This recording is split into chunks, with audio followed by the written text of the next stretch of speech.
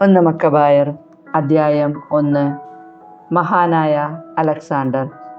ഫിലിപ്പിൻ്റെ പുത്രനും മക്കദോനിയക്കാരനുമായ Alexander Kittim ദേശത്ത് നിന്ന് വന്ന് പേർഷ്യക്കാരുടെയും മേദിയക്കാരുടെയും രാജാവായ ദാരിയൂസിനെ കീഴടക്കി ഭരണമേറ്റെടുത്തു. അതിനു മുൻപ് തന്നെ അവൻ ഗ്രീസിൻ്റെ രാജാവായിരുന്നു.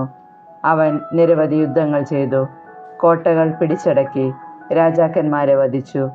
ഭൂമിയുടെ അതിർത്തികൾ വരെ അവൻ മുന്നേറി അസംഖ്യം രാജ്യങ്ങൾ കൊള്ളയടിച്ചു. ലോകം മുഴുവൻ തനിക്ക് അധീനമായപ്പോൾ അവൻ അഹങ്കാരോന്മത്തനായി സുശക്തമായൊരു സൈന്യത്തെ ശേഖരിച്ച് അവൻ രാജ്യങ്ങളുടെയും ജനതകളുടെയും നാടുവാഴികളുടെയും മേൽ ആധിപത്യം സ്ഥാപിച്ചു. അവർ അവന് സമാന്തരായി. അങ്ങനെയിരിക്കെ അവൻ രോഗബാധിതനായി മരണമാസന്നമായെന്ന് അവൻ മനസ്സിലാക്കി. ചെറുപ്പം മുതലേ തൻ്റെ പാർശ്വവർത്തികളായിരുന്ന സമുന്നതരായ സേനാധിപന്മാരെ വിളിച്ചു വരുത്തി അവർക്ക് താൻ മരിക്കുന്നതിന് മുൻപ് അവൻ രാജ്യം വിഭജിച്ചു കൊടുത്തു. 12 വർഷത്തെ ഭരണത്തിനു ശേഷം അലക്സാണ്ടർ മരണമടഞ്ഞു. സേനാധിപന്മാർ താന്താങ്ങളുടെ പ്രദേശങ്ങളിൽ ഭരണം തുടങ്ങി. അലക്സാണ്ടറുടെ മരണത്തിനു ശേഷം അവർ സ്വയം കിരീടം ധരിച്ച് രാജാക്കന്മാരായി. അനേക വർഷത്തേക്ക് അവരുടെ പുത്രന്മാരും ആ രീതി തുടർന്നു. അവർ മൂലം ഭൂമിയിൽ ദുരിതങ്ങൾ പെരുകി. അന്തിയോക്കസ് എപ്പിഫാനസ്. അവരുടെ വംശത്തിൽപ്പെട്ട അന്തിയോക്കസ് രാജാവിൻ്റെ പുത്രനായി തിന്മയുടെ വേരായ അന്തിയോക്കസ് എപ്പിഫാനസ് ജനിച്ചു. ഗ്രീക്ക് സാമ്രാജ്യം സ്ഥാപിതമായതിൻ്റെ 137 വർഷം ഭരണമേൽക്കുന്നതിന് മുൻപ് അവൻ റോമായിൽ തടവിലായിരുന്നു. അക്കാലത്ത് നിയമനിഷേധകരായ ചിലർ മുൻപോട്ട് വന്ന് ഇസ്രായേലിൽ അനേകം പേരെ വഴിതെറ്റിക്കും വിധം പറഞ്ഞു, ചുറ്റുമുള്ള വിജാതീയരുമായി നമുക്ക് ഉടമ്പടി ചെയ്യാം. കാരണം അവരിൽ നിന്ന് പിരിഞ്ഞതിൽ പിന്നെ വളരെയേറെ അനർത്ഥങ്ങൾ നമുക്ക് ഭവിച്ചിരിക്കുന്നു.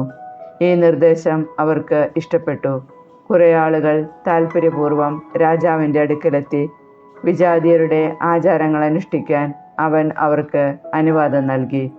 അവർ ജെറുസലേമിൽ വിജാതീയ രീതിയിലുള്ള ഒരു കായിക അഭ്യാസ കളരി സ്ഥാപിച്ചു. പരിച്ഛേദനത്തിൻ്റെ അടയാളങ്ങൾ അവർ മായ്ച്ചു കളഞ്ഞു. വിശുദ്ധ ഉടമ്പടി പരിത്യജിച്ചു. വിജാതീയരോട് ചേർന്ന് ദുഷ്കൃത്യങ്ങളിൽ മുഴുകുകയും രാജ്യം തൻ്റെ കയ്യിൽ ഭദ്രമായി എന്ന് കണ്ട് ഈജിപ്തിൻ്റെ കൂടി രാജാവാകാൻ അന്ത്യോക്കസ് തീരുമാനിച്ചു. ഇരു രാജ്യങ്ങളുടെയും അധിപനാകുകയായിരുന്നു അവൻ്റെ മോഹം. രഥങ്ങളും ആനകളും കുതിരപ്പട്ടാളവും വലിയൊരു കാൽപ്പടയും അടങ്ങിയ സുശക്തമായ സൈന്യത്തോടെ അവൻ ഈജിപ്തിനെ ആക്രമിച്ചു. ഈജിപ്ത് രാജാവായ ടോളമിയുമായി അവൻ ഏറ്റുമുട്ടി. ടോളമി പിന്തിരിഞ്ഞോടി. വളരെ പേർ മുറിവേറ്റു വീണു. ഈജിപ്തിലെ സുരക്ഷിത നഗരങ്ങൾ അവൻ പിടിച്ചടക്കി. ഈജിപ്ത് ദേശം കൊള്ളയടിച്ചു. 143 ആണ്ടിൽ ഈജിപ്ത് കീഴടക്കിയതിനു ശേഷം അന്ത്യോക്കസ് മടങ്ങി. ഇസ്രായേലിനെതിരെ ശക്തമായൊരു സൈന്യവുമായി പുറപ്പെട്ട് അവൻ ജെറുസലേമിലെത്തി.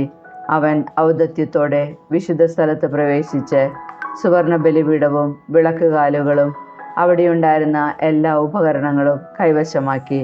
തിരുസാന്നിധ്യപ്പത്തിൻ്റെ മേശയും പാനീയ ബലിക്കുള്ള ചഷകങ്ങളും കോപ്പകളും സുവർണ ധൂപ കലശങ്ങളും തിരശീലയും കിരീടങ്ങളും ദേവാലയ പൂമുഖത്തെ കനകവിധാനങ്ങളും എല്ലാം അവൻ കൊള്ളയടിച്ചു. അവിടെയുണ്ടായിരുന്ന വെള്ളിയും സ്വർണവും വിലപിടിച്ച പാത്രങ്ങളും കൈവശപ്പെടുത്തി. ഒളിച്ചു വച്ചിരുന്ന നിധികളിൽ കണ്ടെത്തിയതെല്ലാം അവൻ കൈക്കലാക്കി. അവയും കൊണ്ട് അവൻ സ്വദേശത്തേക്ക് മടങ്ങി. അവൻ ഏറെ രക്തം ചൊരിഞ്ഞു. അവൻ്റെ സംസാരത്തിൽ അഹങ്കാരം മുറ്റിനിന്നു. ഇസ്രായേൽ സമൂഹങ്ങളെല്ലാം തീവ്ര ദുഃഖത്തിലാണ്ടു.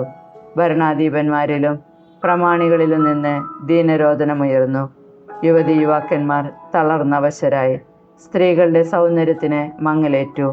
മണവാളൻ വിലപിച്ചു. മണവറയിൽ മണവാട്ടി പ്രലപിച്ചു. ദേശം പോലും അതിലെ നിവാസികളെ പ്രതി വിറപൂണ്ടു. യാക്കോബിൻ്റെ ഭവനം ലജ്ജാവൃതമായി. മതമർദ്ദനം. 2 വർഷങ്ങൾക്ക് ശേഷം രാജാവ് തൻ്റെ കപ്പം പിരിവുകാരിൽ പ്രമുഖനായ ഒരുവനെ യൂദാ നഗരങ്ങളിലേക്ക് അയച്ചു. വലിയൊരു സൈന്യവുമായി അവൻ ജെറുസലേമിലെത്തി. അവൻ ചതിവായി അവരോട് സമാധാനത്തിൻ്റെ ഭാഷയിൽ സംസാരിച്ചു. അവർ അവനെ വിശ്വസിച്ചു. എന്നാൽ അവൻ പെട്ടെന്ന് നഗരം ആക്രമിച്ച് കനത്ത ആഘാതമേൽപ്പിക്കുകയും അനേകം ഇസ്രായേൽക്കാരെ നശിപ്പിക്കുകയും ചെയ്തു.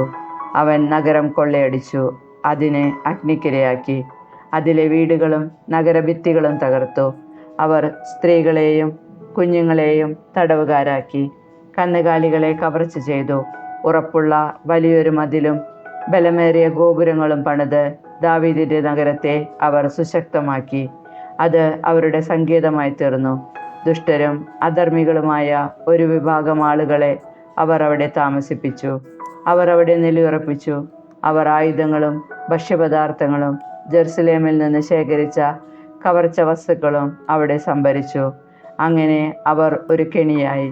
അത് വിശുദ്ധ സ്ഥലത്തെ ആക്രമിക്കാനുള്ള ഒളിസ്ഥലമായി മാറി. ഇസ്രായേലിനെ നിരന്തരം അലട്ടുന്ന ദുഷ്ടപ്രതിയോഗിയും. വിശുദ്ധ സ്ഥലത്തിനു ചുറ്റും അവർ നിഷ്കളങ്ക രക്തം ചിന്തി. വിശുദ്ധ സ്ഥലം അശുദ്ധമാക്കുക പോലും ചെയ്തു. ജെറുസലേം നിവാസികൾ അവരെ ഭയന്ന് ഓടിപ്പോയി. അവൾ വിദേശീയരുടെ വാസസ്ഥലമായി പരിണമിച്ചു. സ്വസന്താനങ്ങൾക്ക് അവൾ അന്യയായി. സ്വന്തം മക്കൾ അവളെ ഉപേക്ഷിച്ചു. അവളുടെ വിശുദ്ധ സ്ഥലം മരുഭൂമിക്ക് തുല്യം വിജനമായി. തിരുനാളുകൾ വിലാപദിനങ്ങളായി മാറി. സാബത്തുകൾ പരിഹാസ വിഷയമായി. അവളുടെ കീർത്തി അപമാനിക്കപ്പെട്ടു. അപകീർത്തി മുൻമഹത്വത്തിനൊപ്പം അവളെ ചുറ്റി നിന്നു. അവളുടെ ഔന്നത്യം വിലാപത്തിന് വഴിമാറി. സ്വന്തം ആചാരങ്ങൾ ഉപേക്ഷിച്ച് എല്ലാവരും ഒരു ജനതയായി തീരണമെന്ന് രാജാവ് രാജ്യത്തെങ്ങും കൽപ്പന വിളംബരം ചെയ്തു. വിജാതീയരെല്ലാം രാജകൽപ്പന സ്വാഗതം ചെയ്തു. ഇസ്രായേലിൽ നിന്ന് പോലും വളരെ പേർ അവൻ്റെ ഇംഗിതം സസന്തോഷം സ്വീകരിച്ചു. അവർ വിഗ്രഹങ്ങൾക്ക് ബലിയർപ്പിക്കുകയും സാബത്ത് അശുദ്ധമാക്കുകയും ചെയ്തു. രാജാവ് ജെറുസലേമിലേക്കും യൂദാ നഗരങ്ങളിലേക്കും ദൂതന്മാർ വശം കത്തുകൾ അയച്ചു. സ്വന്തം നാടിന് അന്യായമായ ആചാരങ്ങൾ അനുഷ്ഠിക്കാൻ അവൻ ആജ്ഞാപിച്ചു. വിശുദ്ധ സ്ഥലത്ത് ദഹനബലികളും പാനീയ ബലികളും ഇതര ബലികളും അവൻ നിരോധിച്ചു. സാബത്തുകളും തിരുനാളുകളും അശുദ്ധമാക്കണമെന്നും വിശുദ്ധ സ്ഥലത്തെയും പുരോഹിതന്മാരെയും കളങ്കപ്പെടുത്തണമെന്നും വിഗ്രഹങ്ങൾക്ക് ബലിപീഠങ്ങളും ക്ഷേത്രങ്ങളും കാവുകളും നിർമ്മിക്കണമെന്നും പന്നികളെയും അശുദ്ധ മൃഗങ്ങളെയും ബലിയർപ്പിക്കണമെന്നും അവൻ കൽപ്പിച്ചു. പരിച്ഛേദനം നിരോധിച്ചു. അവർ നിയമം വിസ്മരിക്കുകയും ചട്ടങ്ങൾ വികലമാക്കുകയും ചെയ്യേണ്ടതിന് അവിശുദ്ധവും മലിനവുമായ എല്ലാവിധ പ്രവൃത്തികളിലും ഏർപ്പെട്ട് തങ്ങളെ തന്നെ നികൃഷ്ടരാക്കണമെന്നും അവൻ നിർദ്ദേശിച്ചു. രാജകൽപ്പന അനുസരിക്കാത്ത ഏവനും മരിക്കണം. ഇങ്ങനെ അവൻ രാജ്യത്തെങ്ങും വിജ്ഞാപനം ചെയ്തു. എല്ലാ ജനങ്ങളുടെയും മേൽ പരിശോധകരെ നിയമിച്ചു. യൂദായിലെ നഗരങ്ങൾ തവണ വെച്ച് ബലിയർപ്പിക്കണമെന്ന് കൽപ്പിക്കുകയും ചെയ്തു. നിയമം ഉപേക്ഷിച്ച വളരെ പേർ അവരോട് ചേർന്ന് നാട്ടിലെങ്ങും തിന്മ പ്രവർത്തിച്ചു. ഇസ്രായേൽക്കാർ അഭയസ്ഥാനങ്ങളിൽ ഒളിക്കുന്നതിന് ഇത് ഇടയാക്കി. 145 വർഷത്തിൽ കിസ്ലേവ് മാസം 15 ദിവസം ദഹനബലിപീഠത്തിന്മേൽ അവർ വിനാശത്തിൻ്റെ മ്ലേച്ഛ വസ്തു പ്രതിഷ്ഠിച്ചു. ചുറ്റുമുള്ള യൂദാ നഗരങ്ങളിലും അവർ ബലിപീഠങ്ങൾ നിർമ്മിച്ചു. വീടുകളുടെ വാതിലുകളും തെരുവീതികളിലും അവർ ധൂപമർപ്പിച്ചു. കിട്ടിയ നിയമഗ്രന്ഥങ്ങൾ കീറി തീയിലിട്ടു. ഉടമ്പടി ഗ്രന്ഥം കൈവശം വയ്ക്കുകയോ നിയമത്തോട് കൂറുപുലർത്തുകയോ ചെയ്യുന്നവൻ രാജശാസന പ്രകാരം മരണത്തിന് അർഹനായിരുന്നു. നഗരങ്ങളിൽ ഇങ്ങനെ പിടിക്കപ്പെട്ട ഇസ്രായേൽക്കാരുടെ മേൽ അവർ മാസം തോറും ശിക്ഷാവിധി നടപ്പാക്കിയിരുന്നു. ദഹന ബലിപീഠത്തിന് മുകളിൽ സ്ഥാപിച്ച ബലിപീഠത്തിൽ മാസത്തിൻ്റെ 25 ദിവസം അവർ ബലിയർപ്പിച്ചു. പുത്രന്മാരെ പരിച്ഛേദനം ചെയ്യിച്ച സ്ത്രീകളെ രാജകൽപ്പന പ്രകാരം അവർ വധിച്ചു. അവരുടെ കുടുംബാംഗങ്ങളും പരിച്ഛേദനം ചെയ്തവരും വധിക്കപ്പെട്ടു. ശിശുക്കളെ തള്ളമാരുടെ കഴുത്തിൽ തൂക്കിക്കൊന്നു. എങ്കിലും ഇസ്രായേലിൽ വളരെ പേർ അചഞ്ചലരായി നിന്നു. അശുദ്ധ ഭക്ഷണം കഴിക്കുകയില്ലെന്ന് അവർ ദൃഢപ്രതിജ്ഞ ചെയ്തു. ഭക്ഷണത്താൽ മലിനരാവുകയോ വിശുദ്ധ ഉടമ്പടി അശുദ്ധമാക്കുകയോ ചെയ്യുന്നതിനേക്കാൾ മരിക്കാൻ അവർ സന്നദ്ധരായി. അവർ മരണം വരിക്കുകയും ചെയ്തു. ഇസ്രായേലിൻ്റെ മേൽ അത്യുഗ്രമായ ക്രോധം നിപതിച്ചു. 1 മക്കബായർ അധ്യായം 2. മത്താത്തിയാസും പുത്രന്മാരും. ശിമയോന്റെ പുത്രനായ യോഹന്നാന്റെ പുത്രനും യോവാറിബ് കുടുംബത്തിൽപ്പെട്ട പുരോഹിതനുമായ മത്താത്തിയാസ് ജെറുസലേമിൽ നിന്ന് മൊദയിനിലേക്ക് മാറി താമസിച്ചു. അവന് 5 പുത്രന്മാരുണ്ടായിരുന്നു. ഗദ്ദി എന്ന യോഹന്നാൻ, താസി എന്ന ശിമയോൻ, മക്കബെയൂസ് എന്ന യൂദാസ്, അവരാൻ എന്ന എലയാസർ, ആഫൂസ് എന്ന ജോനാഥൻ. യൂദായിലും ജെറുസലേമിലും നടമാടുന്ന ദൈവദൂഷണങ്ങൾ കണ്ട് മത്താത്തിയാസ് വിലപിച്ചു. കഷ്ടം, ഞാൻ എന്തിനു ജനിച്ചു? എൻ്റെ ജനം നശിക്കുന്നതും വിശുദ്ധ നഗരം തകരുന്നതും കാണാനോ? ജനങ്ങൾ ശത്രുക്കൾക്ക് അടിയറ വയ്ക്കപ്പെടുന്നതും വിശുദ്ധ സ്ഥലം പരദേശികൾക്ക് ഏൽപ്പിക്കപ്പെടുന്നതും കണ്ട് വെറുതെ ഇരിക്കാനോ? അവളുടെ ദേവാലയം മഹത്വമറ്റവനെ പോലെയായിരിക്കുന്നു. അവളുടെ വിശുദ്ധ പാത്രങ്ങൾ കൊള്ളയടിക്കപ്പെട്ടു. അവളുടെ കുഞ്ഞുങ്ങൾ തെരുവുകളിൽ വെച്ച് വധിക്കപ്പെട്ടു. യുവാക്കൾ ശത്രുക്കളുടെ വാളിനിരയായി. അവളുടെ കൊട്ടാരങ്ങൾ കൈയടക്കുകയും അവളെ കൊള്ളയടിക്കുകയും ചെയ്യാത്ത ഏതു രാജ്യമുണ്ട്? അവളുടെ ആഭരണങ്ങൾ അപഹരിക്കപ്പെട്ടിരിക്കുന്നു. ഇനിമേൽ അവൾ സ്വതന്ത്രയല്ല, അടിമയാണ്. നമ്മുടെ അഴകും മഹിമയുമായ വിശുദ്ധ സ്ഥലം നശിപ്പിക്കപ്പെട്ടിരിക്കുന്നു. വിജാതിയർ അതിനെ അശുദ്ധമാക്കിയിരിക്കുന്നു. നാം ഇനി എന്തിനു ജീവിക്കുന്നു? മത്താത്തിയാസും പുത്രന്മാരും വസ്ത്രം കീറി ചാക്കുടുത്ത് ഏറെ വിലപിച്ചു. മത്താത്തിയാസ് എതിർക്കുന്നു. ജനങ്ങളെ മതത്യാഗത്തിന് നിർബന്ധിച്ചിരുന്ന രാജസേവകർ അവരെ കൊണ്ട് ബലിയർപ്പണം ചെയ്യിക്കാൻ മൊദയിൻ നഗരത്തിലെത്തി. ഇസ്രായേലിൽ നിന്ന് വളരെ പേർ അവരുടെ അടുത്ത് ചെന്നു. മത്താത്തിയാസും പുത്രന്മാരും അവിടെ ഒരുമിച്ചുകൂടി. രാജസേവകർ മത്താത്തിയാസിനോട് പറഞ്ഞു, നീ ഈ നഗരത്തിൽ ആദരിക്കപ്പെടുന്ന മഹാനായ നേതാവാണ്. പുത്രന്മാരുടെയും സഹോദരന്മാരുടെയും പിന്തുണയും നിനക്കുണ്ട്. സകല വിജാതീയരും യൂദായിലെ ജനങ്ങളും ജെറുസലേമിൽ അവശേഷിച്ചിട്ടുള്ളവരും ചെയ്തതുപോലെ ഇപ്പോൾ രാജശാസനമനുസരിച്ച് പ്രവർത്തിക്കുന്നതിൽ നീ ഒന്നാമനായിരിക്കണം. എങ്കിൽ നീയും പുത്രന്മാരും രാജാവിൻ്റെ സുഹൃത്തുക്കളായി പരിഗണിക്കപ്പെടും. സ്വർണവും വെള്ളിയും മറ്റനവധി പാരിതോഷികങ്ങളും കൊണ്ട് നീയും പുത്രന്മാരും ബഹുമാനിതരാവുകയും ചെയ്യും. എന്നാൽ മത്താത്തിയാസ് മറുപടിയായി ദൃഢസ്വരത്തിൽ പറഞ്ഞു, രാജാവിൻ്റെ ഭരണത്തിൻ കീഴിലുള്ള എല്ലാ ജനതകളും അവനെ അനുസരിക്കുകയും ഓരോരുത്തരും താങ്കളുടെ പിതാക്കന്മാരുടെ മതവിശ്വാസത്തിൽ നിന്ന് വ്യതിചലിച്ച് അവൻ്റെ കൽപ്പനകൾ പാലിക്കാൻ തീരുമാനിക്കുകയും ചെയ്താലും ഞാനും എൻ്റെ പുത്രന്മാരും എൻ്റെ സഹോദരന്മാരും ഞങ്ങളുടെ പിതാക്കന്മാരുടെ ഉടമ്പടി അനുസരിച്ച് ജീവിക്കും. നിയമവും കൽപ്പനകളും ഞങ്ങൾ ഒരു നാളും തിരസ്കരിക്കുകയില്ല. രാജകൽപ്പന അനുസരിക്കാനായി ഞങ്ങളുടെ മതവിശ്വാസത്തിൽ നിന്ന് ഞങ്ങൾ അണുവിട വ്യതിചലിക്കുകയില്ല. മത്താത്തിയാസ് ഈ വാക്കുകൾ അവസാനിപ്പിച്ചപ്പോൾ എല്ലാവരും നോക്കി നിൽക്കെ മൊദൈനയിലെ ബലിപീഠത്തിൽ രാജകൽപ്പന പ്രകാരം ബലിയർപ്പിക്കാൻ ഒരു യഹൂദൻ മുന്നോട്ട് വന്നു. അത് കണ്ട് മത്താത്തിയാസ് തീഷ്ണത കൊണ്ട് ജ്വലിച്ചു. അവൻ്റെ ഹൃദയം പ്രക്ഷുബ്ധമായി. ധാർമ്മിക രോഷം പൂണ്ട് അവൻ പാഞ്ഞു ചെന്ന് ആ യഹൂദനെ ബലിപീഠത്തിൽ വെച്ച് തന്നെ വധിച്ചു. ബലിയർപ്പിക്കാൻ നിർബന്ധിച്ചുകൊണ്ടിരുന്ന രാജസേവകനെയും അവൻ വധിച്ചു. ബലിപീഠം ഇടിച്ചു നിരത്തി. സാലുവിൻ്റെ പുത്രനായ സിമ്രിക്കെതിരെ ഫിനെഹാസ് എന്ന പോലെ നിയമത്തെ പ്രതിയുള്ള തീഷ്ണതയാൽ അവൻ ജ്വലിച്ചു. മത്താത്തിയാസ് സ്വരമുയർത്തി നഗരത്തിൽ വിളിച്ചു പറഞ്ഞു, നിയമത്തെ പ്രതി തീഷ്ണതയുള്ളവരും ഉടമ്പടി ആദരിക്കുന്നവരും എന്നോടൊത്ത് വരുവിൻ. അതിനുശേഷം അവനും പുത്രന്മാരും തങ്ങൾക്ക് നഗരത്തിലുണ്ടായിരുന്നതെല്ലാം ഉപേക്ഷിച്ച് മലകളിലേക്ക് ഓടിപ്പോയി. സാബത്തിൽ യുദ്ധം. നീതിക്കും ന്യായത്തിനും വേണ്ടി നിലകൊണ്ടിരുന്ന വളരെ പേർ വനാന്തരങ്ങളിലേക്ക് താമസം മാറ്റി. അവരോടൊപ്പം പുത്രന്മാരും ഭാര്യമാരും ആടുമാടുകളും ഉണ്ടായിരുന്നു. ദുരിതങ്ങളുടെ ആധിക്യമാണ് അവരെ ഇതിന് പ്രേരിപ്പിച്ചത്. രാജകൽപ്പന നിരസിച്ചവർ വനാന്തരങ്ങളിലെ ഒളിസ്ഥലങ്ങളിലേക്ക് പോയി എന്ന് രാജസേവകന്മാർക്കും ദാവീദിൻ്റെ നഗരമായ ജെറുസലേമിലെ ഭടന്മാർക്കും വിവരം കിട്ടി. വളരെ പേർ അവരെ അനുധാവനം ചെയ്തു. അവരെ മറികടന്ന് അവർക്കെതിരായി പാളയമടിച്ചു. സാബത്ത് ദിവസം അവരെ ആക്രമിക്കാൻ സന്നാഹങ്ങളൊരുക്കി. അവർ വിളിച്ചു പറഞ്ഞു, എതിർപ്പ് അവസാനിക്കുവിൻ. പുറത്തു വന്ന് രാജാവ് കൽപ്പിക്കുന്നത് അനുസരിക്കുവിൻ. എന്നാൽ നിങ്ങളുടെ ജീവൻ സുരക്ഷിതമായിരിക്കും. അവർ പ്രതിവചിച്ചു, ഞങ്ങൾ വരികയില്ല. രാജശാസന പ്രകാരം പ്രവർത്തിച്ച് ഞങ്ങൾ സാബത്ത് ദിവസം അശുദ്ധമാക്കുകയില്ല. ഉടനെ ശത്രുക്കൾ അവരെ ആക്രമിക്കാൻ പാഞ്ഞെടുത്തു. എന്നാൽ അവർ ശത്രുക്കൾക്ക് ഉത്തരം നൽകുകയോ അവർക്ക് നേരെ കല്ലെറിയുകയോ തങ്ങളുടെ ഒളിസങ്കേതങ്ങളിൽ പ്രതിരോധം ഏർപ്പെടുത്തുകയോ ചെയ്തില്ല. നിഷ്കളങ്കരായി തന്നെ ഞങ്ങൾ മരിക്കട്ടെ. അന്യായമാണ് നിങ്ങൾ ഞങ്ങളെ കൊല്ലുന്നത് എന്നതിന് ആകാശവും ഭൂമിയും സാക്ഷി. ഇതായിരുന്നു അവരുടെ പ്രതികരണം. ശത്രുക്കൾ സാബത്ത് ദിവസം അവരെ ആക്രമിച്ചു. 1000-ഓളം ആളുകൾ ഭാര്യമാരോടും കുട്ടികളോടും ആടുമാടുകളോടുമൊപ്പം മരണമടിഞ്ഞു. ഇതറിഞ്ഞ് മത്താത്തിയാസും സ്നേഹിതരും അവരെ ഓർത്ത് തീവ്രമായി വിലപിച്ചു.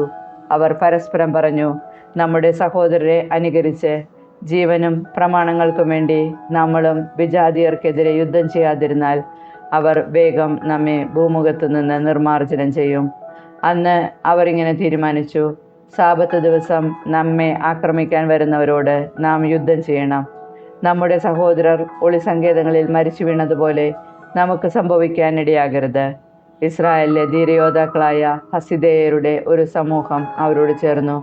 നിയമനത്തിനു വേണ്ടി സ്വമനസ തങ്ങളെ തന്നെ സമർപ്പിച്ചവരായിരുന്നു അവർ. ക്ലേശങ്ങളിൽ നിന്ന് രക്ഷ നേടാൻ വേണ്ടി പലായനം ചെയ്തവരും അവരോട് ചേർന്ന് അവരുടെ ശക്തി വർദ്ധിപ്പിച്ചു. അവർ ഒരു സൈന്യം സംഘടിപ്പിച്ച് പാപികളെയും നിയമനിഷേധകരെയും ഉഗ്രകോപത്തോടെ അരിഞ്ഞു വീഴ്ത്തി. രക്ഷപ്പെട്ടവർ വിജാതിയരുടെ അടുക്കൽ അഭയം തേടി. മത്താത്തിയാസും കൂട്ടരും ചുറ്റി നടന്ന് ബലിപീഠങ്ങൾ തകർത്തു. ഇസ്രായേലിൻ്റെ അതിർത്തിക്കുള്ളിൽ അപരിച്ഛേദിതരായി കണ്ട ബാലന്മാരെ അവർ ബലമായി പരിച്ഛേദനം ചെയ്തു. ധിക്കാരികളെ അവർ വേട്ടയാടി. അവരുടെ ഉദ്യമം ഫലമണിഞ്ഞു. വിജാതിയരുടെയും രാജസേവകന്മാരുടെയും കൈകളിൽ നിന്ന് നിയമത്തെ അവർ പരിരക്ഷിച്ചു. പാപിയുടെ കരം പ്രബലമാകാൻ അവർ അനുവദിച്ചില്ല. മത്താത്തിയാസിൻ്റെ അന്ത്യശാസനം. മത്താത്തിയാസിൻ്റെ മരണമടുത്തു. അവൻ പുത്രന്മാരെ വിളിച്ചു പറഞ്ഞു: അഹങ്കാരവും നിന്ദയും ശക്തി പ്രാപിച്ചിരിക്കുന്നു. ഉഗ്രകോപത്തിൻ്റെയും നാശത്തിൻ്റെയും നാളുകളാണിത്.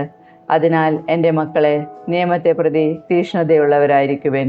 നമ്മുടെ പിതാക്കന്മാരുടെ ഉടമ്പടിക്കായി ജീവൻ തന്നെ അർപ്പിക്കുവിൻ. തലമുറകളായി പിതാക്കന്മാർ ചെയ്ത പ്രവർത്തികൾ ഓർക്കുവിൻ. ഉന്നത മഹത്വവും അനശ്വര കീർത്തിയും ആർജിക്കുവിൻ. പരീക്ഷിക്കപ്പെട്ടപ്പോൾ അബ്രാഹാം വിശ്വസ്തനായി കാണപ്പെട്ടില്ലേ? അത് അവന് നീതിയായി പരിഗണിക്കപ്പെട്ടുവല്ലോ. കഷ്ടതയുടെ കാലത്ത് ജോസഫ് കൽപ്പനകൾ പാലിക്കുകയും ഈജിപ്തിൻ്റെ അധികാരിയായി ഉയരുകയും ചെയ്തു. നമ്മുടെ പിതാവ് ഫിനെഹാസ് തീക്ഷ്ണത നിറഞ്ഞവനാകിയാൽ ശാശ്വതമായ പൗരോഹിത്യത്തിൻ്റെ ഉടമ്പടിക്ക് അർഹനായി. കൽപ്പന നിറവേറ്റിയതിനാൽ ജോഷുവ ഇസ്രായേലിലെ ന്യായാധിപനായി. സഭയിൽ സാക്ഷ്യം നൽകിയ കാലബിന് ദേശത്ത് അവകാശം ലഭിച്ചു.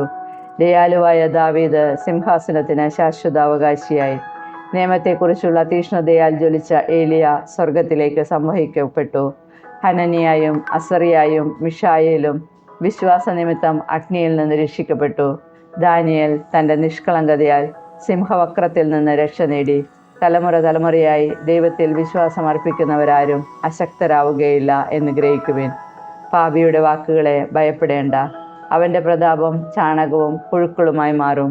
ഇന്ന് അവൻ പ്രകീർത്തിക്കപ്പെടുന്നു, നാളെ അവനെ കാണുകയില്ല. അവൻ പൊടിയിലേക്ക് മടങ്ങിക്കഴിഞ്ഞു. അവൻ്റെ പദ്ധതികൾ തകർന്നടിഞ്ഞു. എൻ്റെ മക്കളെ, ധൈര്യമായിരിക്കുവിൻ. നിയമത്തിൽ ഉറച്ചു നിൽക്കുവിൻ. അതുവഴി നിങ്ങൾക്ക് ബഹുമതി ലഭിക്കും. നിങ്ങളുടെ സഹോദരനായ ശിമയോൻ ഉപദേശം നൽകുന്നതിൽ വിജ്ഞനാണ്. അവനെ സദാ അനുസരിക്കുവിൻ. അവൻ നിങ്ങൾക്ക് പിതാവായിരിക്കും. യൂദാസ് മക്കബേയൂസ് യൗവനം മുതലേ ശക്തനായ യോദ്ധാവാണ്. അവൻ നിങ്ങളുടെ സൈന്യത്തെ നയിച്ച് ജനതകൾക്കെതിരെ യുദ്ധം ചെയ്യും. നിയമം അനുഷ്ഠിക്കുന്നവരായി നിങ്ങൾക്ക് ചുറ്റുമുള്ള എല്ലാവരെയും കൂട്ടി നിങ്ങളുടെ ജനത്തോട് ചെയ്യപ്പെട്ട ദ്രോഹത്തിന് പ്രതികാരം ചെയ്യണം. വിജാതിയർക്ക് തക്ക തിരിച്ചടി നൽകുവിൻ. നിയമം പാലിക്കുകയും ചെയ്യുവിൻ. അനന്തരം അവൻ അവരെ അനുഗ്രഹിച്ചു. അവൻ പിതാക്കന്മാരോട് ചേർന്നു. 146 വർഷം അവൻ മരിച്ചു. മൊദേനിയിൽ പിതാക്കന്മാരുടെ ശവകുടീരത്തിൽ അവനെ സംസ്കരിച്ചു. ഇസ്രായേൽ മുഴുവൻ വലിയ വിലാപത്തോടെ അവനെ പ്രതി ദുഃഖമാചരിച്ചു. 1 മക്കബയർ അധ്യായം 3. യൂദാസ് മക്കബേയൂസ്. മത്താത്തിയാസിൻ്റെ പുത്രൻ മക്കബേയൂസ് എന്ന യൂദാസ് നേതൃത്വം ഏറ്റെടുത്തു. സഹോദരന്മാരും പിതാവിൻ്റെ പക്ഷം ചേർന്ന് നിന്നവരും അവനെ സഹായിച്ചു. അവർ ഉത്സാഹത്തോടെ ഇസ്രായേലിനു വേണ്ടി പോരാടി. അവൻ സ്വജനത്തിൻ്റെ കീർത്തി പരത്തി. മല്ലനെ പോലെ മാർക്കവചം ധരിച്ചു. ആയുധമേന്തി അവൻ യുദ്ധം ചെയ്തു. വാൾ കൊണ്ട് സൈന്യത്തിന് സംരക്ഷണം നൽകി. പ്രവർത്തനങ്ങളിൽ അവൻ സിംഹത്തെ പോലെയായിരുന്നു. ഇരയ്ക്കായി അലറുന്ന ഒരു സിംഹക്കുട്ടിയെപ്പോലെ അധർമ്മികളെ അവൻ തിരഞ്ഞുപിടിച്ചു. ജനദ്രോഹികളെ അഗ്നിക്കിരയാക്കി. ദുർമാർഗികൾ ഭയന്ന് പിന്മാറി. ദുർവൃത്തർ പരിഭ്രാന്തരായി. അവൻ്റെ കീഴിൽ വിമോചനത്തിൻ്റെ മാർഗം തെളിഞ്ഞു. പല രാജാക്കന്മാരെയും അവൻ പ്രകോപിപ്പിച്ചു. എന്നാൽ യാക്കോബ് അവൻ്റെ പ്രവൃത്തികളിൽ സന്തുഷ്ടനായി. അവൻ്റെ സ്മരണ എന്നെന്നും അനുഗ്രഹീതമാണ്. യൂദായിലെ നഗരങ്ങളിലൂടെ അവൻ ചുറ്റി സഞ്ചരിച്ചു. ദൈവനിഷേധകരെ ഉന്മൂലനം ചെയ്തു. ഇസ്രായേലിൽ നിന്ന് ക്രോധമകറ്റി. ഭൂമിയുടെ അതിർത്തികൾ വരെ അവൻ്റെ കീർത്തി വ്യാപിച്ചു. നശിച്ചുകൊണ്ടിരുന്നവരെ അവൻ ഒരുമിച്ച് കൂട്ടി. യൂദാസിൻ്റെ ആദ്യ വിജയം. അപ്പോളോണിയോസ് വിജാതീയരെയും സമരിയായിൽ നിന്ന് വലിയൊരു സൈന്യത്തെയും ശേഖരിച്ച് ഇസ്രായേലിനെതിരെ യുദ്ധത്തിനൊരുങ്ങി. ഇതറിഞ്ഞ യൂദാസ് അവനെതിരെ ചെന്ന് അവനെ തോൽപ്പിച്ച് വധിച്ചു. വളരെ പേർ മുറിവേറ്റു വീണു. ശേഷിച്ചവർ പലായനം ചെയ്തു. എതിരാളികളെ അവർ കൊള്ളയടിച്ചു. അപ്പോളോണിയൂസിൻ്റെ വാൾ യൂദാസ് കൈക്കലാക്കി. മരണം വരെ അത് യുദ്ധത്തിനുപയോഗിച്ചു. വിശ്വസ്തരും യുദ്ധസന്നദ്ധരുമായ അനുയായികളുടെ ഒരു വലിയ സൈന്യത്തെ യൂദാസ് ശേഖരിച്ചിരിക്കുന്നുവെന്ന് കേട്ട് സിറിയ സൈന്യത്തിൻ്റെ അധിപനായ സെറോൻ പറഞ്ഞു, ഞാൻ ഈ രാജ്യത്ത് പേരും പെരുമയും നേടും. രാജകൽപ്പന അവഹേളിക്കുന്ന യൂദാസിനും കൂട്ടർക്കുമെതിരെ ഞാൻ പൊരുതും. ഇസ്രായേലിനോട് പ്രതികാരം ചെയ്യുന്നതിൽ അവനെ സഹായിക്കാൻ ദൈവനിഷേധകരുടെ ഒരു പ്രബല സൈന്യം അവനോടൊപ്പം പുറപ്പെട്ടു. അവൻ ബെത്ത്ഹെറോൻ ചുരത്തോടടുത്തപ്പോൾ യൂദാസ് ഒരു ചെറിയ സംഘത്തോടുകൂടി അവനെതിരെ ചെന്നു. എതിരെ വരുന്ന സൈന്യത്തെ കണ്ടപ്പോൾ കൂടെയുള്ളവർ യൂദാസിനോട് പറഞ്ഞു, ഇത്ര ബൃഹത്തും ശക്തവുമായ ഒരു സൈന്യത്തോട് എണ്ണത്തിൽ വളരെ കുറച്ചു പേർ മാത്രമുള്ള നമുക്ക് എങ്ങനെ പൊരുതാൻ കഴിയും? ഇന്ന് ഒന്നും ഭക്ഷിച്ചിട്ടില്ലാത്ത നമ്മൾ തളർന്നിരിക്കുന്നു. അവൻ പറഞ്ഞു, അനേകം പേരെ എളുപ്പത്തിൽ ഉപരോധിക്കാൻ കുറച്ചു പേർക്ക് കഴിയും. കാരണം രക്ഷ നൽകാൻ ഉപയോഗിക്കുന്ന സൈന്യം വലുതോ ചെറുതോ എന്നത് ദൈവദൃഷ്ടിയിൽ അപ്രധാനമാണ്. സൈന്യത്തിൻ്റെ വലിപ്പത്തെ ആശ്രയിച്ചല്ല യുദ്ധത്തിൻ്റെ വിജയം. ശക്തി ദൈവത്തിൽ നിന്നാണ് വരുന്നത്. നമ്മെയും നമ്മുടെ ഭാര്യമാരെയും മക്കളെയും നശിപ്പിക്കാനും കൊള്ളയടിക്കാനുമായി അധർമ്മികളായ അവർ അഹങ്കാരപൂർവ്വം നമുക്കെതിരെ വരുന്നു.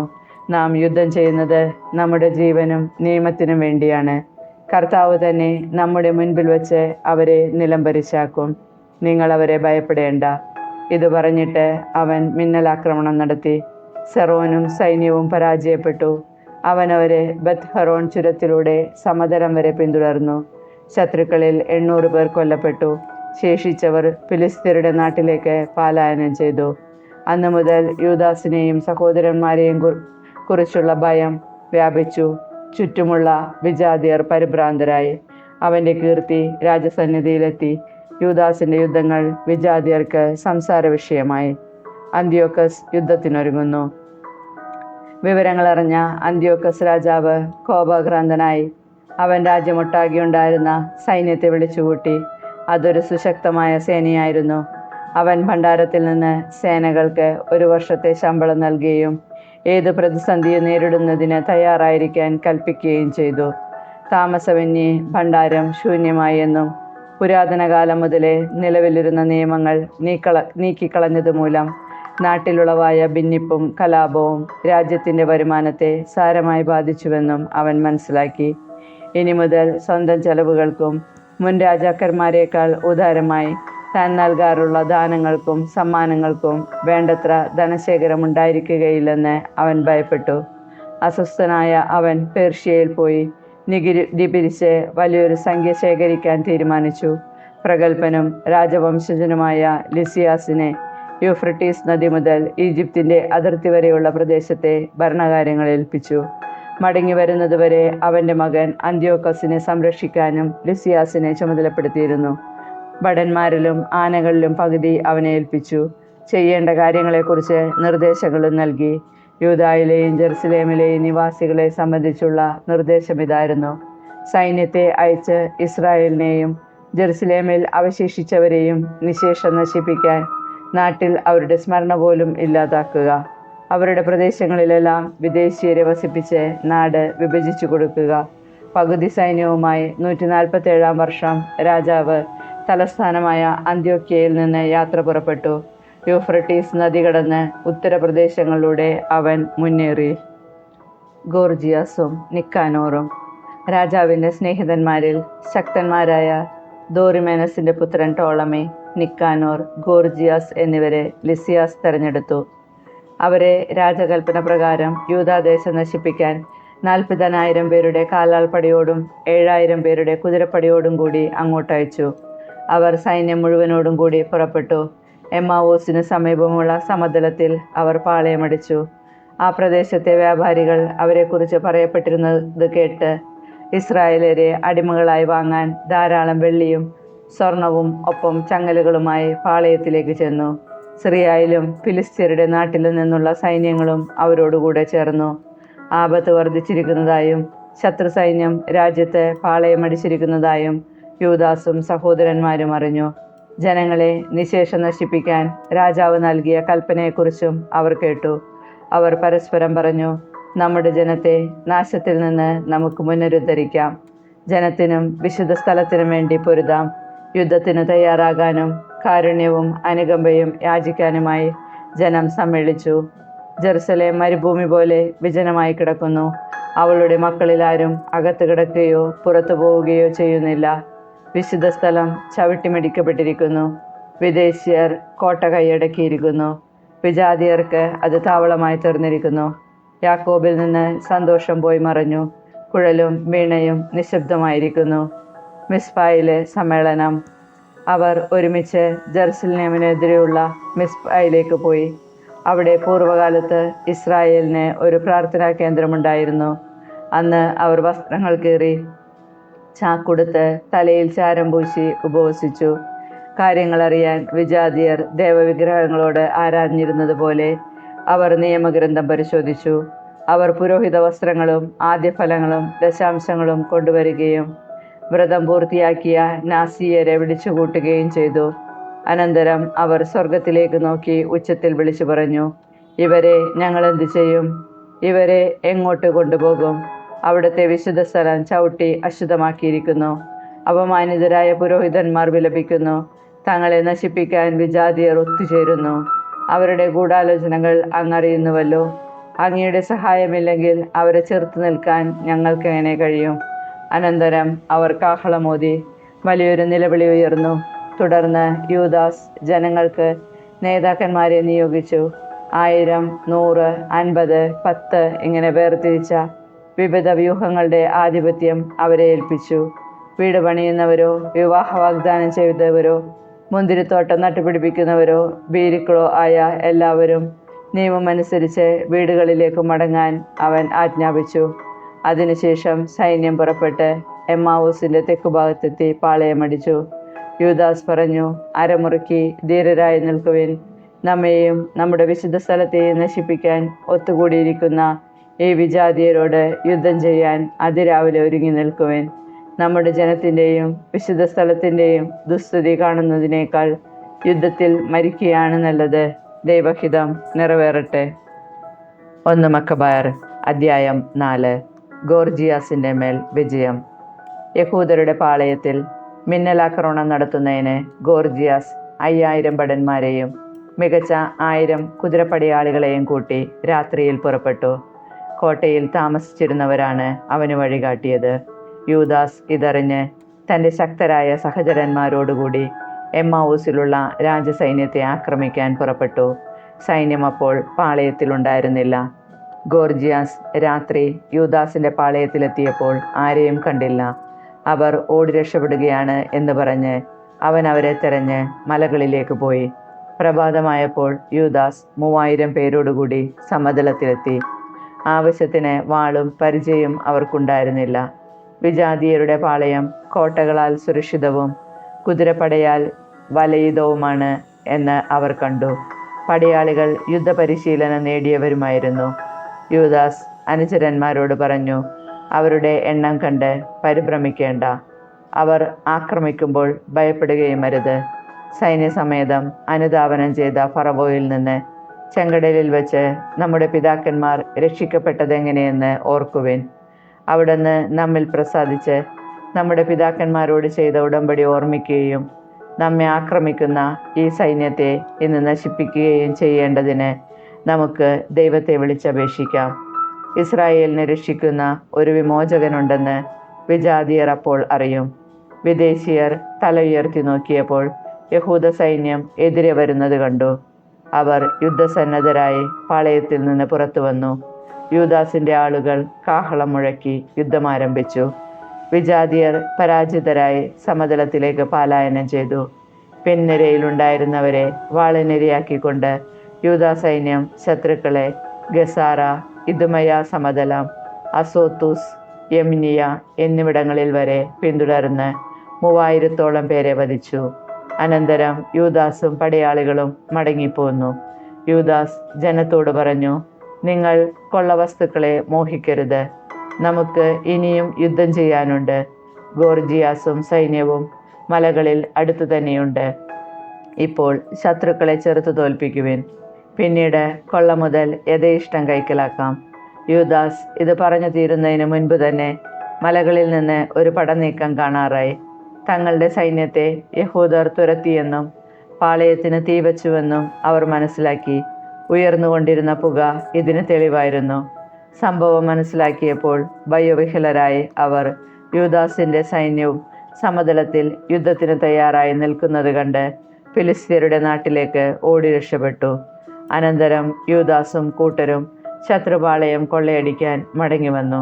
ധാരാളം സ്വർണവും വെള്ളിയും നീല ധൂമ്രവർണ്ണങ്ങളിലുള്ള വസ്ത്രങ്ങളും വിലയേറിയ മറ്റു സാധനങ്ങളും അവർക്ക് ലഭിച്ചു. മടങ്ങിപ്പോരും വഴി അവർ ദൈവത്തിന് സ്തുതികളും കീർത്തനങ്ങളും പാടി. അവിടുത്തെ കാരുണ്യം ശാശ്വതമാണ്. അങ്ങനെ ഇസ്രായേലിന് അന്ന് വലിയൊരു വിമോചനം കൈവന്നു. ലിസിയാസിന്റെ ആക്രമണം. വിദേശീയരിൽ രക്ഷപ്പെട്ടവർ ലിസിയാസിന്റെ അടുക്കൽ ചെന്ന് സംഭവിച്ചതെല്ലാം അറിയിച്ചു. അവൻ പരിഭ്രാന്തനും നഷ്ടധൈര്യനുമായി. കാരണം താൻ ഉദ്ദേശിച്ചതുപോലെ ഇസ്രായേലിനെ തോൽപ്പിക്കുന്നതിനോ രാജാവ് തന്നോട് കൽപ്പിച്ച പ്രകാരം കാര്യങ്ങൾ നടത്തുന്നതിനോ അവന് സാധിച്ചില്ല. എന്നാൽ അടുത്ത വർഷം യഹൂദരെ കീഴ്പ്പെടുത്താൻ 60,000 ധീരയോദ്ധാക്കളെയും 5,000 കുതിരപ്പടിയാളികളെയും അവൻ സജ്ജമാക്കി. അവർ ഇദുമയായിലെ ബത്സൂറിലെത്തി പാളയമടിച്ചു. യൂദാസ് 10,000 പേരോടുകൂടി അവരെ നേരിട്ടു. ശത്രുസൈന്യം ശക്തമാണെന്ന് കണ്ട് അവൻ പ്രാർത്ഥിച്ചു.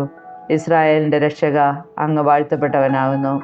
അങ്ങയുടെ ദാസനായ ദാവീദിന്റെ കരത്താൽ ശക്തനായ പോരാളിയുടെ ആക്രമണം തകർക്കുകയും സാവൂളിന്റെ പുത്രനായ ജോനാഥന്റെയും അവന്റെ ആയുധവാഹകന്റെയും കരങ്ങളിൽ അങ്ങ് ഫിലിസ്ത്യരുടെ പാളയം ഏൽപ്പിച്ചു കൊടുക്കുകയും ചെയ്തുവല്ലോ. അതുപോലെ അങ്ങയുടെ ജനമായ ഇസ്രായേലിന്റെ കൈകളിൽ ഈ സൈന്യത്തെ ഏൽപ്പിച്ചു തരണമേ. അവർ ഞങ്ങളുടെ പാളയത്തെയും കുതിരപ്പടയെയും കുറിച്ച് ലജ്ജിതരാകട്ടെ. വീരത്വം കൊണ്ട് അവരെ നിറയ്ക്കണമേ. അവരുടെ ആത്മധൈര്യത്തെ കെടുത്തിക്കളയണമേ. തങ്ങളുടെ നാശത്തെ ഓർത്ത് അവർ വിറകൊള്ളട്ടെ. അങ്ങയെ സ്നേഹിക്കുന്നവരുടെ വാളിന് അവരെ ഇരയാക്കണമേ. അങ്ങയുടെ നാമം അറിയുന്നവർ അങ്ങയെ പാടിപ്പുകഴ്ത്തട്ടെ. തുടർന്ന് ഇരുവിഭാഗങ്ങളും ഏറ്റുമുട്ടി. ലിസിയാസിന്റെ സൈന്യത്തിൽ 5,000 പേർ കൊല്ലപ്പെട്ടു. തൻ്റെ പട്ടാളത്തിന്റെ പതനവും ധീരമായി ജീവിക്കുകയോ മരിക്കുകയോ ചെയ്യാനുള്ള യഹൂദ സൈന്യത്തിന്റെ സന്നദ്ധതയും കണ്ട് ലിസിയാസ് മുൻപത്തേക്കാൾ വലിയൊരു സൈന്യത്തോടുകൂടി യൂദയ ആക്രമിക്കാൻ തീരുമാനിച്ചു. അവർ അന്ത്യോക്യയിൽ ചെന്ന് ഒരു കൂലിപ്പട്ടാളത്തെ ശേഖരിച്ചു. ദേവാലയ ശുദ്ധീകരണം. യൂദാസും സഹോദരന്മാരും പറഞ്ഞു, ഇതാ നമ്മുടെ ശത്രുക്കൾ തോൽപ്പിക്കപ്പെട്ടിരിക്കുന്നു. നമുക്ക് പോയി വിശുദ്ധ സ്ഥലം വിശദീകരിച്ച് പ്രതിഷ്ഠിക്കാം. സൈന്യത്തെ മുഴുവൻ വിളിച്ചുകൂട്ടി അവർ സിയോൻ മലയിൽ കയറി ചെന്നു. അവിടെ പര്യാപ്തമായ വിശുദ്ധ മന്ദിരവും അശുദ്ധമാക്കപ്പെട്ട ബലിപീഠവും അഗ്നിക്കരയായ വാതിലുകളും അവർ കണ്ടു. മലകളിലോ കാടുകളിലോ എന്ന പോലെ അങ്കണത്തിൽ കുറ്റിച്ചെടികൾ വളർന്നു നിന്നിരുന്നു. പുരോഹിതന്മാരുടെ മുറികൾ തകർന്നു കിടക്കുന്നു. അവർ വസ്ത്രം കീറി ഉച്ചത്തിൽ വിലപിക്കുകയും ചാരം പൂശുകയും ചെയ്തു. അവർ കമിഴ്ന്നു വീണു. സൂചക കാഹളം മുഴക്കുകയും ദൈവത്തെ വിളിച്ചപേക്ഷിക്കുകയും ചെയ്തു. അനന്തരം താൻ വിശുദ്ധ സ്ഥലം വിശദീകരിക്കുന്നത് വരെ കോട്ടയിലുള്ളവർക്കെതിരെ യുദ്ധം ചെയ്യാൻ യൂദാസ് കുറെ പേരെ നിയോഗിച്ചു.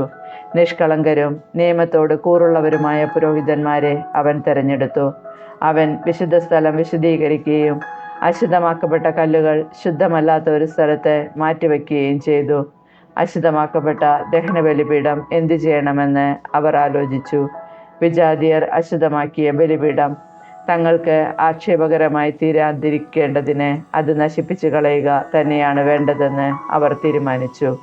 അതനുസരിച്ച് അവർ അത് തച്ചുടക്കുകയും അതിൻ്റെ കല്ലുകൾ എന്തു ചെയ്യണമെന്ന് ഒരു പ്രവാചകൻ വന്ന് നിർദ്ദേശിക്കുന്നത് വരെ അവ ദേവാലയം സ്ഥിതി ചെയ്യുന്ന കുന്നിൽ തന്നെ സൗകര്യപ്രദമായ ഒരു സ്ഥലത്ത് സൂക്ഷിക്കുകയും ചെയ്തു. പിന്നീട് അവർ നിയമം നിർദ്ദേശിക്കുന്ന പ്രകാരം ചെത്തിമിനുക്കാത്ത കല്ലുകൾ കൊണ്ട് മുൻപത്തേതുപോലെ ഒരു ബലിപീഠം നിർമ്മിച്ചു.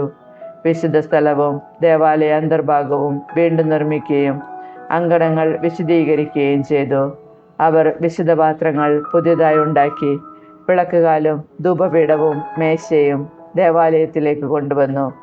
അവർ പീഠത്തിൽ ധൂപമർപ്പിക്കുകയും വിളക്കുകാലിലെ ദീപങ്ങൾ തെളിക്കുകയും ചെയ്തു. ദേവാലയത്തിനുള്ളിൽ പ്രകാശം പരന്നു. അവർ അപ്പം മേശമേൽ വെച്ചു, തിരശ്ശീലയിടുകയും ചെയ്തു. അങ്ങനെ തുടങ്ങിയ പ്രവൃത്തികളെല്ലാം അവർ പൂർത്തിയാക്കി. 148 വർഷം 9 മാസമായ കിസ്ലേവിൻ്റെ 25 ദിവസം അവർ അതിരാവിലെ ഉണർന്ന് പുതുതായി പണിത ദഹനബലിപീഠത്തിന്മേൽ വിധിപ്രകാരം ബലിയർപ്പിച്ചു. വിജാതിയർ ബലിപീഠം അശുദ്ധമാക്കിയതിൻ്റെ വാർഷിക ദിവസത്തിൽ തന്നെ ഗാനാലാപത്തോടും വീണ, കിന്നരം, കൈത്താളം എന്നിവയുടെ അകമ്പടിയോടും കൂടി അവർ അതിൻ്റെ പുനഃപ്രതിഷ്ഠ നടത്തി. തങ്ങൾക്ക് വിജയം നേടിത്തന്ന ദൈവത്തെ ജനങ്ങളെല്ലാവരും സാഷ്ടാംഗം വീണ് ആരാധിക്കുകയും സ്തുതിക്കുകയും ചെയ്തു. 8 ദിവസത്തേക്ക് അവർ ബലിപീഠത്തിൻ്റെ പ്രതിഷ്ഠ ആഘോഷിച്ചു. ആഹ്ലാദപൂർവ്വം ദഹനബലികൾ അർപ്പിച്ചു. മോചനത്തിൻ്റെയും സ്തുതിയുടേതുമായ ഒരു ബലിയും അവർ അർപ്പിച്ചു. ദേവാലയത്തിൻ്റെ മുൻവശം സ്വർണ്ണമകുടങ്ങളും പരിചകളും കൊണ്ട് അലങ്കരിച്ചു. വാതിലുകൾ പുനരുദ്ധരിക്കുകയും പുരോഹിതന്മാരുടെ മുറികൾ നന്നാക്കി അവയ്ക്ക് കതകുകൾ പിടിപ്പിക്കുകയും ചെയ്തു. ജനങ്ങളിൽ ആഹ്ലാദം തിരതല്ലി. വിജാതിയരുടെ പരിഹാസത്തിന് അറുതി വന്നു. ആണ്ടുതോറും കിസ്ലേവ് മാസത്തിൻ്റെ 25 ദിവസം മുതൽ 8 ദിവസത്തേക്ക് ആനന്ദത്തോടും ആഹ്ലാദത്തോടും കൂടെ ബലിപീഠ പ്രതിഷ്ഠയുടെ ഓർമ്മ ആചരിക്കണമെന്ന് യൂദാസും സഹോദരന്മാരും ഇസ്രായേൽ സമൂഹവും കൂടി തീരുമാനിച്ചു. വിജാതിയർ വീണ്ടും വന്ന് തകർത്ത് കളയാതിരിക്കത്തക്ക വിധം സിയോൻ മലയുടെ ചുറ്റും ഉയർന്ന മതിലുകളും ബലമേറിയ ഗോപുരങ്ങളും പണിത് അവർ അതിനെ സുരക്ഷിതമാക്കി. അവൻ ഒരു കാവൽ സൈന്യത്തെ നിയോഗിച്ചു. ഇദുമേയായുടെ ആക്രമണത്തിൽ നിന്ന് രക്ഷ നേടാൻ ജനങ്ങൾക്ക് ഒരു ശക്തിദുർഗമായി ബേത്സൂറിനെ കോട്ടകളാൽ ബലപ്പെടുത്തുകയും ചെയ്തു.